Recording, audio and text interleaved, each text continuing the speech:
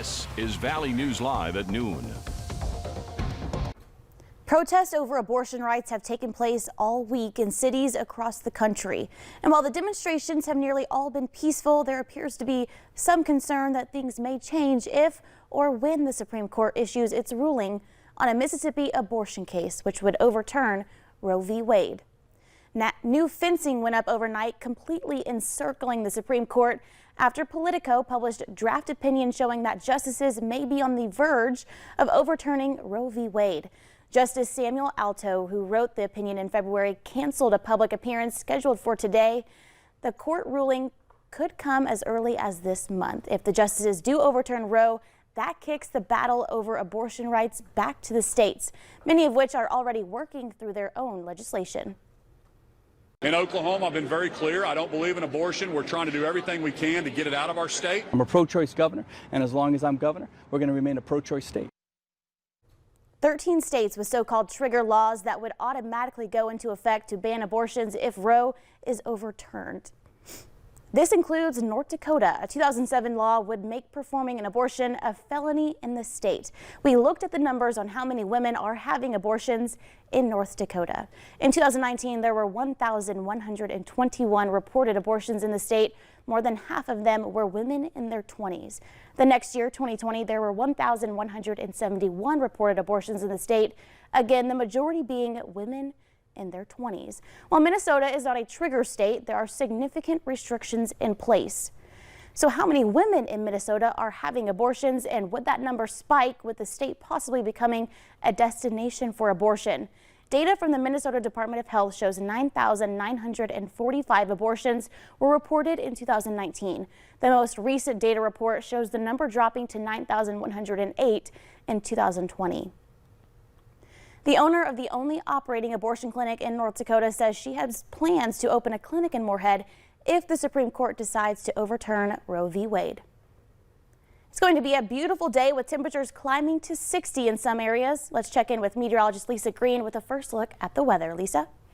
Well, good afternoon. Yes, we are already there in some spots, already at that 60-degree mark thanks to the sunshine, that south wind, and it's just looking beautiful out there. 61 in Fargo, and in Grand Forks we're also at 61 degrees. Jamestown is cooler. We have some clouds hanging around in that part of North Dakota, so we're at 55. Bemidji 61, we're at 63, and Fergus Falls and Devils Lake at 57. So already a beautiful start to the afternoon with some partly cloudy skies over Fargo, a lot more sunshine up to the north, and then you see this larger area of stratus clouds hanging around Jamestown, other parts of southeastern North Dakota.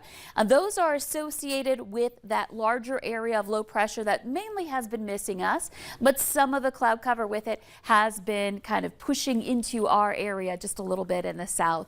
Here's a look at what to expect through the rest of the afternoon in Fargo. We'll expect to see a few more of those clouds and temperatures that continue to rise back into some 60s. Just a gorgeous day here, especially when we factor in that the wind isn't very light. So beautiful spring weather for today. We'll let you know how long this can last. We've been telling you in the forecast there is some rain coming. I'll have more details on that and what to expect with that rain in just a couple of minutes. Thank you, Lisa. The Point Bridge on Minnesota Avenue in Grand Forks will open by the end of today. Meanwhile, the Sorley Bridge on Dimmers Avenue will remain closed. The city says inspection on that bridge is not expected to happen until Monday. Riverside Park is expected to be open early next week, but that depends on the weather. The city also says the Red River is still in moderate flood stage, which means there are several areas in the Greenway that are still underwater. So you're advised to be careful while using those trails. A Minnesota woman is dead after being trapped inside a burning home. It happened yesterday afternoon in the Twin Cities suburb of Maple Grove. Heavy flames prevented firefighters from going inside immediately. They found the victim's body after the fire was put out. Russia's invasion of Ukraine is making a lot of countries rethink their security. As a result, the U.S. may get 2 new military allies as early as this summer. Finland and Sweden are racing to protect themselves after Russia invaded Ukraine. But they're not a part of NATO and wouldn't be protected if Moscow chose to invade them next. But the Kremlin warns if the Nordic nations join NATO, Moscow will move their nukes closer to Finland's border, a threat that's giving a sense of urgency to joining the alliance. I think it's everybody's interest that different countries would move as fast as possible. That would be the best security guarantee that we could have. Sweden and Finland say if they join NATO, they will do it together, a decision that could come as early as next week. Stopping Ukraine from joining NATO was one of Vladimir Putin's primary justifications for invading the country.